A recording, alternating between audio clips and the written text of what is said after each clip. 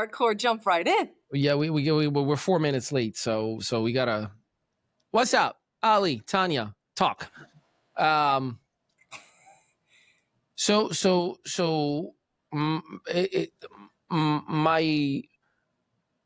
when I'm by myself, when I'm alone, when I'm just with God, whether it is in church or in a beach or my bedroom or whatever it is, I am the happiest.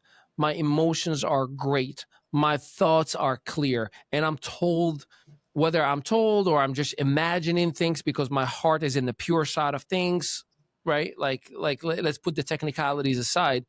I'm at my very, very best where things are amazingly well. Here's where my things start to swing a little bit, right? That I see from every single person in my life. Like show me one person, and I'm not talking about the compromised, because again, like we said before we started to hit record, it's not because you know scripture that you are holy. It's not because you come to church that you are righteous. It's not because you're posting that I am Christian or Muslim or Jewish that makes you a good person, right? Like those are just titles. It is your activity that determines who you really are, not the words that you are saying or the titles that you are giving yourself. Hence why, as you know me long enough now, for almost 2 years now, actually more than that, my beef is always, the titles, the prophet and the deacon and all that stuff. Like that, I understand from an organizational standpoint. It just means a certain level of wisdom and certain level of experience, and it's necessary to be in right places, just like in any organization. But I am struggling with what does that have to do with what Christ teaches, what God teaches, and everything that I have learned on my own? You talk about let the Holy Spirit speak onto you. Everything that I believe that has always been given to me, taught to me, put upon me, was always humans are flawed. Stay away from humans that are trying to tell you this is the right way and only the right way. Hence, there's 850 denominations, and all of them saying our way is the right way, the other way is the wrong way. While God is like, no, it's all leading towards my path. It's a cultural ecosystem, and it's a struggle for me. It's beef for me, and it's confusing for me because I am going through my growth. It started from a beautiful, happy place, but everybody that I'm seeing right now, religious leaders, people in the church, mosque, synagogue, like I see, people who I know that are great people that are going on social media and saying, carpet bomb all of Palestine, Israel is the righteous, like it's human life, dude. How is one better than the other? And I don't care about the political stuff, right? Terrorists are terrorists, bad governments are bad governments. That's your prerogative. You figure that out. So for me, in spirit and in truth, that was the promise. For me, is the new covenant that was given. Love others as I have loved you. Love your enemies. Turn the other cheek, right? Love God with all your heart. But then everything else that has been added, whether it's when the Catholic Church put the Bible together and then the Protestant broke away, et cetera, et cetera, et cetera, it became a cultural fight. It's like a league and everybody's trying to be the champion. And it confuses the crap out of me, and it quite honestly pisses me off, especially when I put the right moral codes above somebody just because of their title or because of their religious affiliation with an organization and whatnot, and I realize they're just as flawed as I am, if not worse. So, yeah, that's my beef. I'll mute. I yield my time.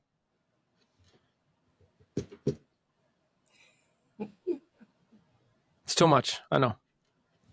No, it's not too much. You're just expressing yourself, and that's okay. Well, it's not about expressing. It's about understanding what the heck is wrong with the world. And I know that we don't belong here. I know that we are just renting for what is considered a lifetime, which is a dash. And I'm tired My soul is tired. I am tired of trying to be the good guy every single day. Like, I wake up want to cursing everybody out and giving the finger to everybody and be angry like everybody and have road rage and screw people before they screw me. Like, I see it before I'm like, oh, you're about to screw me. Let me screw you first. But I still say, nope, turn the other cheek, turn the other cheek. So I am not challenging the teaching or the faith, because I believe that's what makes our faith strong. You got to be willing to accept a belief system in order for it to be adopted as faith. You know, it's not forced upon us, right? That's where free will comes in. Like, I choose my faith. I choose what I believe, and I wholeheartedly, I'm convinced about it. You know, I know that, you know, grace is undeserved forgiveness, and that's why I don't take it lightly or for granted. But then I'll go back to, you know, we talked about it even last week. You were talking about, you know, women in churches sometimes have this masculine, you know, energy just because of burdens that they're carrying. Like, why? You're supposed to be fueled with wisdom all day, every day. Like, why are you led astray? So, you know, Book of Revelation talks about the 144,000, you know, so what happens to the rest of us out of, you know, 8 billion people? So there's a lot of confusing things, and that's just the child's spirit speaking, right? Like, I don't know, Mom, I don't know anything. But I am worried that no one is giving me any answers. And the only answer that I get is when I'm by myself praying about it. And then it's like, just love with all your heart, no matter what, forgive him, keep him moving forward. But then the world is like, not going to let that slide. You know, my wife, sometimes you, like, nah, that's not okay. You know, that's stewardship. You gotta make sure they know about it. Well, that's not what I learned. So help me understand. So please help me understand. Help you understand. Yeah. So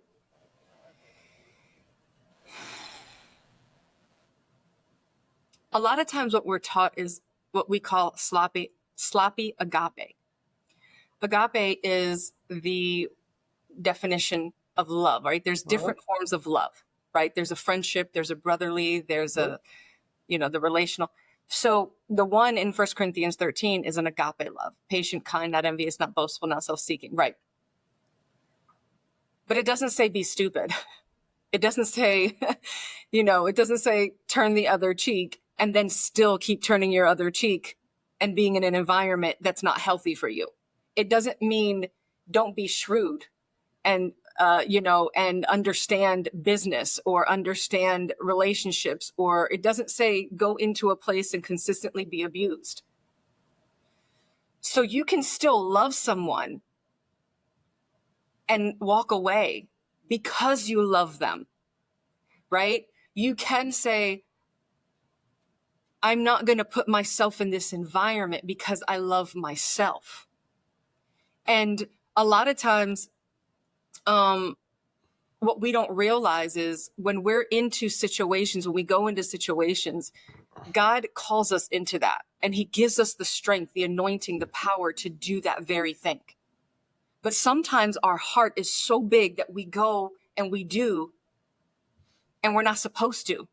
We don't have the capacity for it. Like, there's some things that you and I are really good at. God just blesses us. We can see it. And then there's certain things that we're like, yeah, we're not going to offer that as a service or anything because we're just not, that's not our gift. So we know our boundaries. We know what that looks like. And a lot of times believers, when they get saved, they put aside all wisdom, all strategy. Jesus turned tables. If you look at how Jesus operated, yes, while he was loving and he was patient and he was kind, look how he walked with the Pharisees. Look how he spoke to them. Look how he turned tables. Look like how he got angry in a righteous indignation, right? And so we have every right in that perspective to say, no, we have a standard that we're going to uphold. This is what we believe in. Because I believe in walking in love, I'm going to walk away from this situation. Because I honor and respect God and the frameworks and exactly the biblical principles, I'm not going to do business with you anymore. I have to cut ties. because it's not how you're operating is not correct. A lot of believers have a hard time integrating faith and biblical principles into their ordinary life when it comes down to their business and politics and all that other stuff. And when you even speak about the authority and titles, titles are essentially that apostle, prophet, evangelist, pastor, teacher, bishop, all that. It's not just wisdom. It's not just mature stature and learning, but there's an anointing on that, meaning that you're capable of handling what that position entails. But there's also a stewardship. We're also human. So we have to know how to, what we call, chew the meat and spit out the bones, essentially. Like, okay, you know what? Yes, absolutely right. And the rest that we're just like, I'm not sure about that. That's where you go to God and say, Lord, help me divide this truth. Is this accurate? Whatever. Because here's the thing. There could be things I spoke about 10 years ago that I'm re-bringing up now because I'm like, all right, I need to teach this in its fullness. I knew back then at that maturity level, but now that I'm at this maturity level 10 years later, I need to come back and reteach this, right? Because we're always growing. Think about who you were 10 years ago in business. And so we have to identify where we're anointed, where we're gifted to operate in. And we're going to be in a world, the Bible says, don't be weary of well-doing, because we can grow weary if we're thinking that everything is supposed to be perfect and hunky-dory. And here's the thing, even when we get abused by relationships or things happen, 9 times out of 10, we saw the red flags. And we kept on and we kept on and we kept on. No, I'm going to believe them. I'm going to believe them. And then we get upset at God and get discouraged at humanity when we're the ones who saw the red flags. We're the ones who saw whatever, but we threw scripture at it. Turn the other cheek. Yeah, turn the other cheek, but that doesn't mean stay. That doesn't mean stay in a relationship, business or personal, that is abusive or that they're prostituting gifts. It doesn't mean that. And we're not any less of love, because when God loved, he wasn't sloppy with it. He corrected. The Bible talks about correcting all the time. The prophets came back then. They weren't excited to see the prophets because they brought correction and realignment. Now most prophets stroke egos. Right. And so the other part with even the love, I'll just share this. I mean, the masculine and the feminine, we got to understand why the women are operating this way is because the men have also been taken out of their place.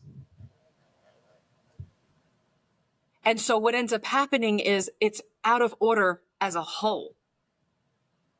And then now, out of a defense mechanism, because women need a safe place hormonally down to the core of how we are wired. Women need this protection, basic, the communication, the safety, that type of thing. We're not getting that. We've had to many times when the man is not in place, we then feel, okay, I got to take that. Now, how God wired us is a helpmate. So we naturally can take over when our man doesn't have, when he's like, I need help or whatever the case may be. We can handle it, but we can't handle it for an extended period of time. That's why women are getting sick and they're operating masculinely, because they're staying in a place of protection. So some of it, we're blaming the enemy. We're blaming God. And some of it is just human nature in the sense of when you don't feel safe, what do you then do? You figure out a way to protect yourself. When you don't feel a certain way, you then go into survival mode and fight or flight mode. It's just what we do as human beings because we're wired to be comfortable and protect ourselves. Now, it's conversations like this that are raw and real that need to go out more and need to go viral, and we need to have this accountability. But many times women, I'll speak for women, don't want to share some of these things because there's shame involved. And women don't want to feel shame because they don't want to feel inadequate. They don't want to feel too much or too little. It's like a constant tug of war. Because why? Our DNA and how we are wired are helpmates. We are meant to multiply whatever the man gives us, whatever God gives us. So when we don't feel like we're enough or we're too much for a situation, that backfires on us. So sometimes we look at things, I think, as these spiritual things, and they're not spiritual at all. They're decisions that people have made.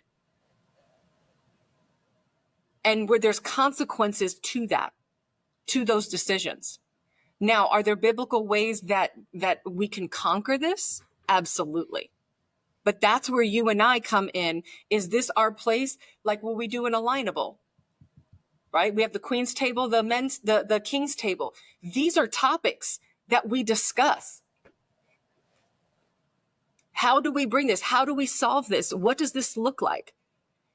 Whether we have the answer or not, we as leaders have some answers and then we as leaders don't. And that's the beautiful part about leadership. You can actually say, I don't know the answer, but I'm going to go seek it out. And I'll bring it back to you when I got it. Instead of us having an ego like we know everything. ME Studios, we don't just create campaigns, we build brands. Our mission is to transform your ideas into a compelling experience that resonates with your audience and elevates your brand identity. Hey there! Ever dreamt of launching your own branding campaign, but overwhelmed by all the moving parts? From concept to execution, the process can seem daunting. But don't worry, we've got you covered. Look no further. Welcome to ME Studios, your one-stop shop for all things branding. Imagine this, a place where creativity meets technology, and your branding dreams come to life. We start with pre-production. Our expert team dives into creative concept meetings, curates top-tier guests, and even puts together stunning headshots. We help you shape your vision and plan every detail meticulously. We even throw in AI-powered commercials to give you that extra edge. These commercials are designed to seamlessly integrate with your content, making your campaign not just informative, but also commercially viable. Next up, production. Picture yourself in a state-of-the-art studio with professional lighting, high-quality mics, and an inspiring atmosphere. Our studios are equipped with the latest technology to ensure your sessions are smooth and productive. We create power-packed segments split into 3 engaging parts, 15 minutes each, designed to captivate your audience. Our team ensures that each segment is filled with valuable content and keeps your audience hooked. Now, let's talk post-production.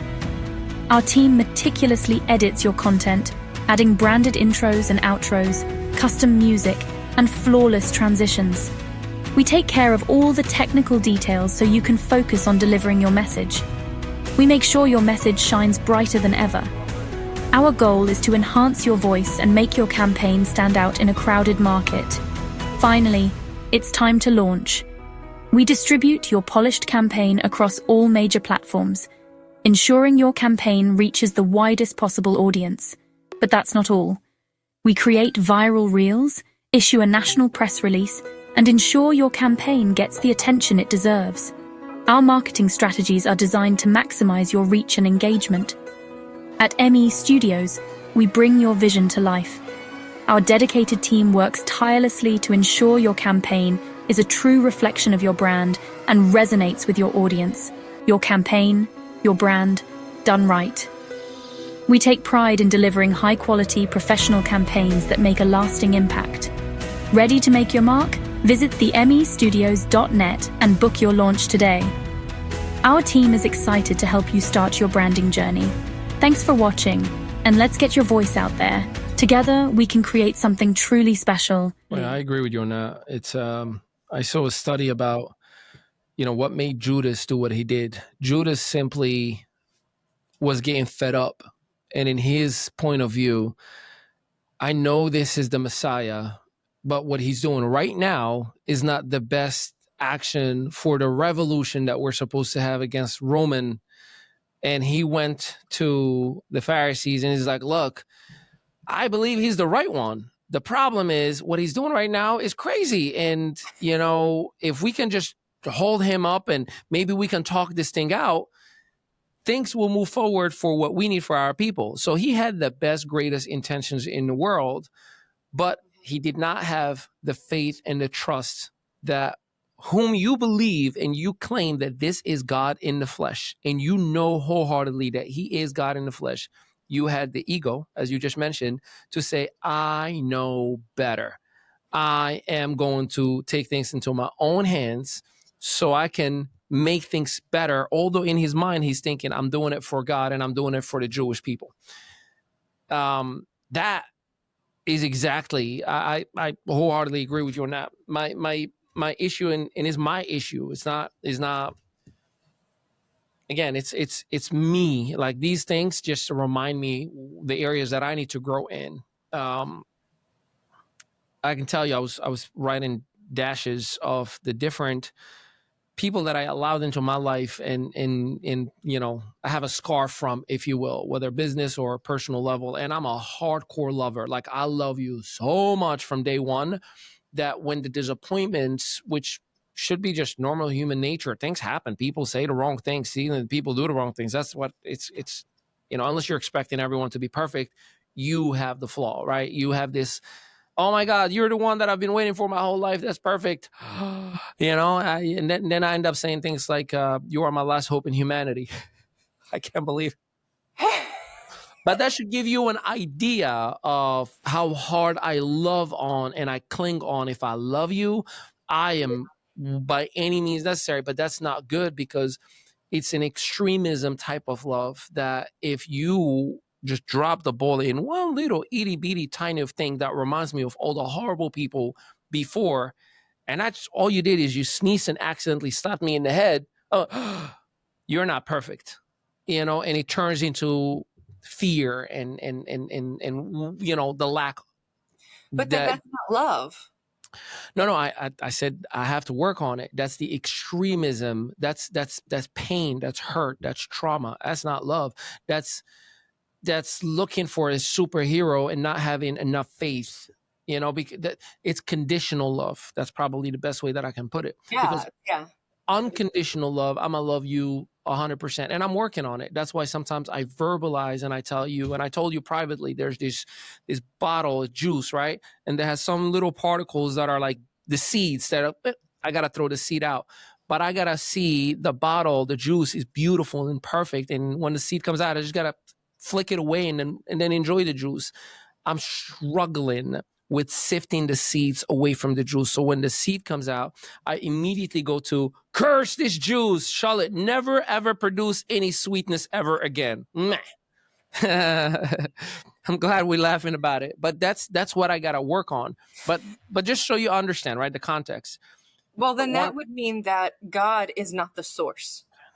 So when we make God the complete source, because I tell women this all the time, because then the man is the source, right? When they're in relationships, and then they pick apart the man. Well, you didn't do this and you didn't do that and you made this mistake and you cried and this and this, and then I don't feel safe. And so there's always these contradictions. I want you to open up and be vulnerable, but you can't cry and you can't show any weakness. Like this is how a lot of times women are, because they're taking.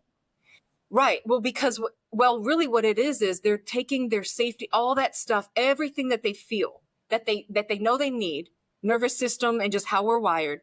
And they're putting that on a person, which is really unfair for them because that's a lot for somebody to carry. And how do I know? Because a lot of people put that on me, where I always have to have the perfect answer and the perfect way that I operate. And if I show up any other way, or if I say something off, then it's like, what the heck? How dare you, Tanya? Right?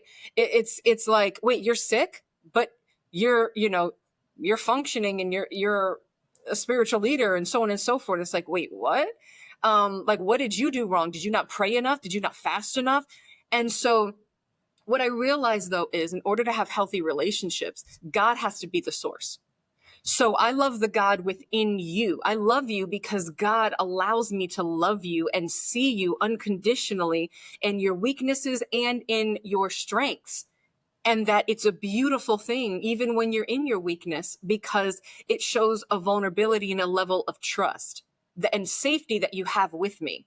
So you know what? Okay, we'll get through this together. Kick, scream, do whatever. And then my love is strong enough because it's in God as the source, not my own physical flesh, that I'm going to look past the human part and say, okay, let's move. Let's do, Yeah. or what do you need from me? Do I need to sit with you? Do I need to just be with you? Do I need to listen? But let me see you in the messy, and I'm okay with it. If I may, which brings us right back to what I said from the very beginning, spirit and truth. And when I involve, like I told you, I wrote nine people in the last 18 years of my life that I have, put in a pedestal as like whatever it takes. My wife said no, I say yes. My wife said don't spend it, here's double what you asked for. My wife said get paid, I say I'll work for free for a year so we can get rich together, et cetera, et cetera, et cetera.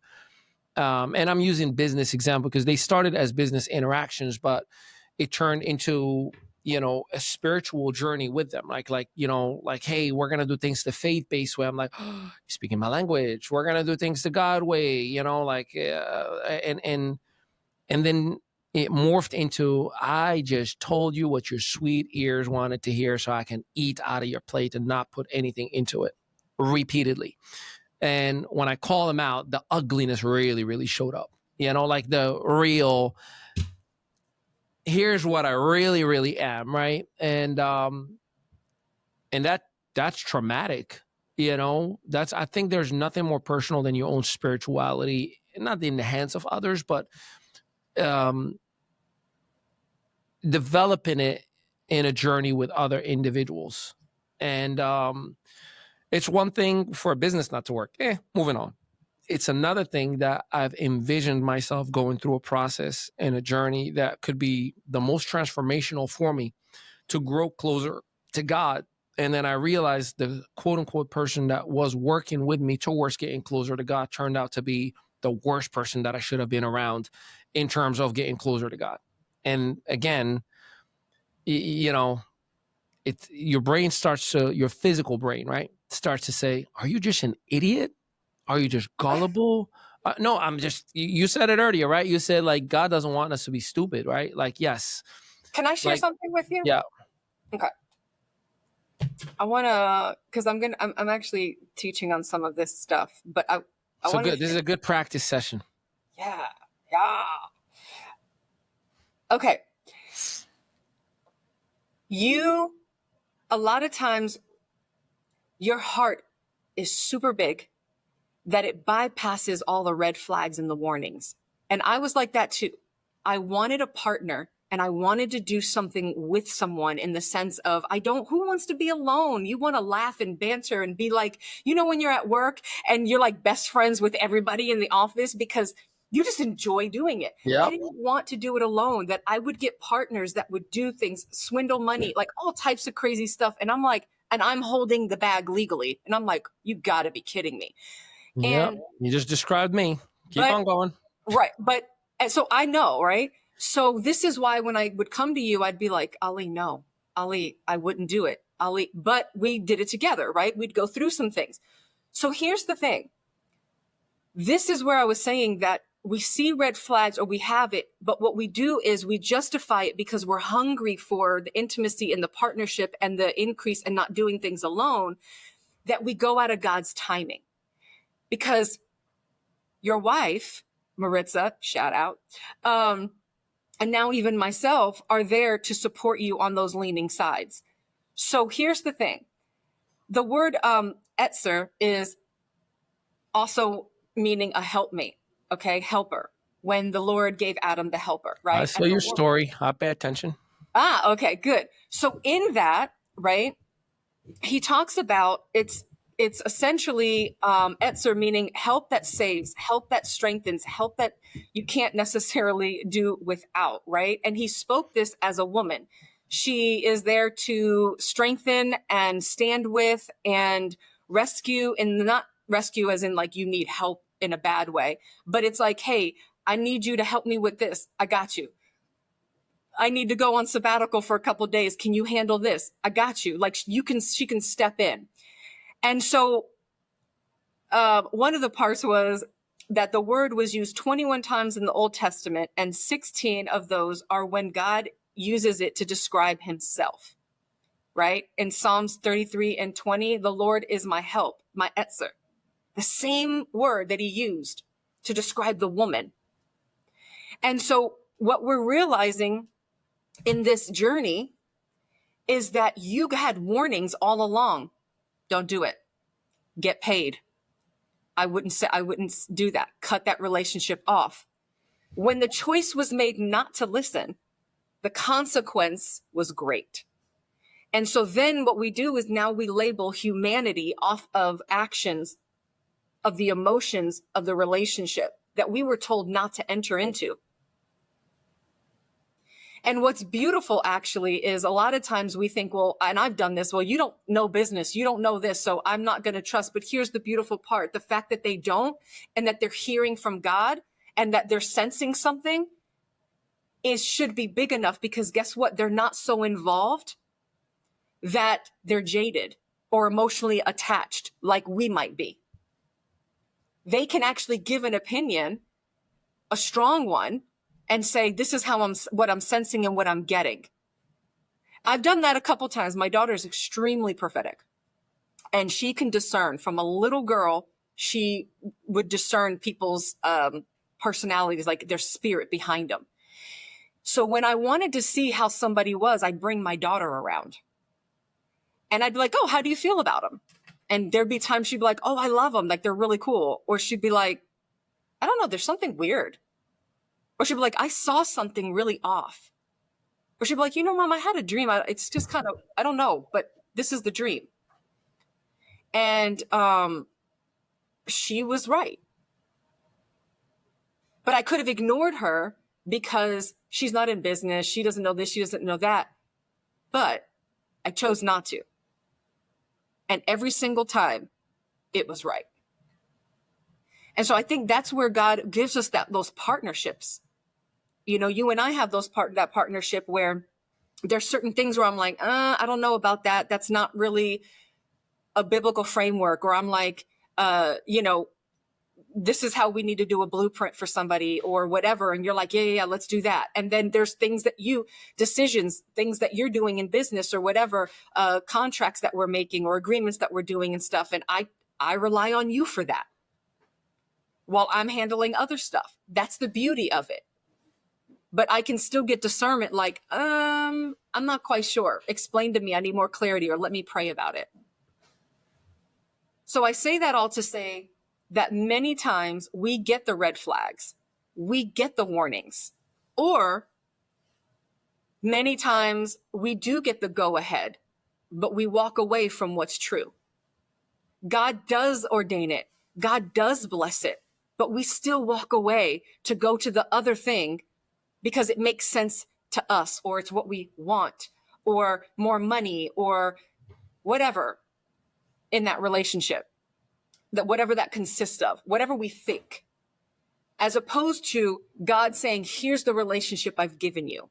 Here's what I want you to do and pour into this. It might not look like this, but I promise you that it's going to be what it needs to be. So maybe if we would have stuck with that client that couldn't do this, but at the level we wanted, but still showed up consistently and had character and integrity, because I believe sometimes you can't teach that. It's either caught or taught. I could teach anybody business principles and some other stuff and teach them all that. But if they don't have character and integrity and a way of operating, they're always going to be tempted to do something like really crappy. It's just what it is. Yeah. So I'd rather take somebody that has that character, that consistency, that loyalty any day off of a skill set, because I can teach them that. So now moving forward, you've cleaned out all of these relationships and all of these things. You have a clear mind, you're focused, you're submitted. And then the Lord brought you right back around to recognize the helpmate that you have by your side. And then me as that partner and that sister. And so you have the accountability in both areas for your life. And I don't believe you'll make those same decisions because you're filtering them. I mean, you call us all the time. Hey, all three of us need to meet. What do y'all think about this? We give you our thought process and then you make the final decision and we support you with whatever decision you make. Just like some companies we were like, hey, get out of, but we decided to stay in and we support because you have to come to your own conclusion.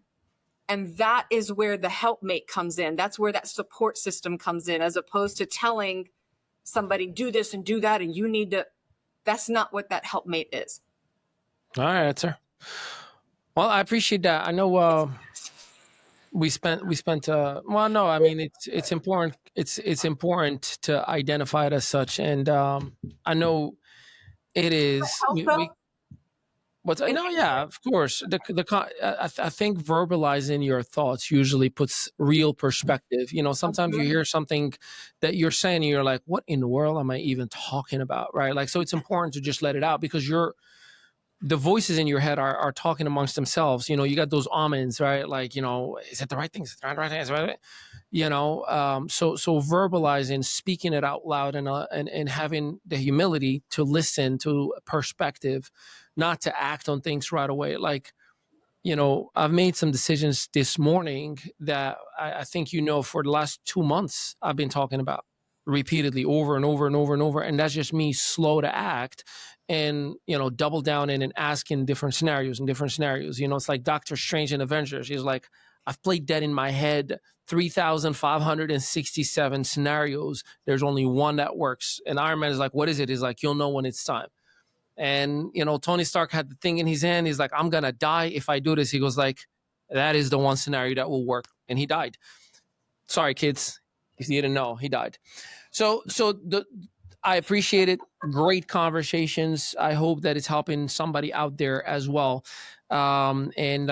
Yeah, till next time, subscribe, click on the links below. Make sure you let us know what part of this conversation is more relevant to you. And for those of you who are watching this, the video version, we love you and appreciate your time and attention as well. Till next time, tell them peace out, Tanya. At ME Studios, we don't just create campaigns, we build brands. Our mission is to transform your ideas into a compelling experience that resonates with your audience and elevates your brand identity. Hey there! Ever dreamt of launching your own branding campaign, but overwhelmed by all the moving parts? From concept to execution, the process can seem daunting. But don't worry, we've got you covered. Look no further. Welcome to ME Studios, your one-stop shop for all things branding. Imagine this, a place where creativity meets technology, and your branding dreams come to life. We start with pre-production. Our expert team dives into creative concept meetings, curates top-tier guests, and even puts together stunning headshots. We help you shape your vision and plan every detail meticulously.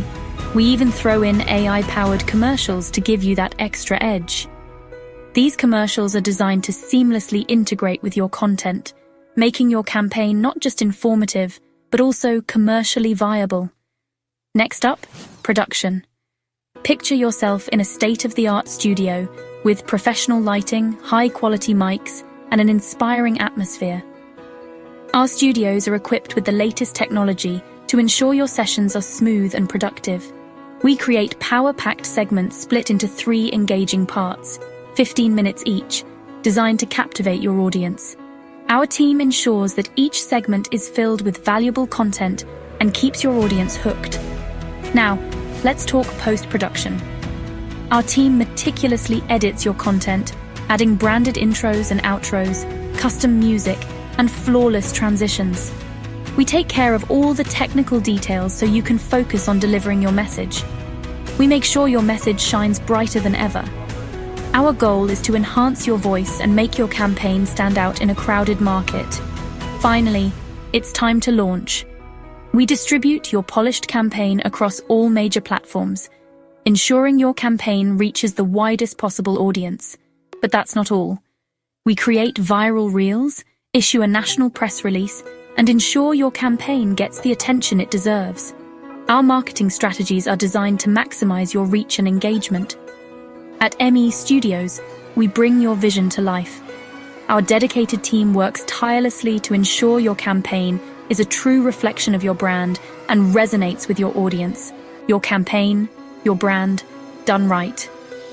We take pride in delivering high-quality, professional campaigns that make a lasting impact. Ready to make your mark? Visit themestudios.net and book your launch today. Our team is excited to help you start your branding journey. Thanks for watching, and let's get your voice out there. Together, we can create something truly special. Lee.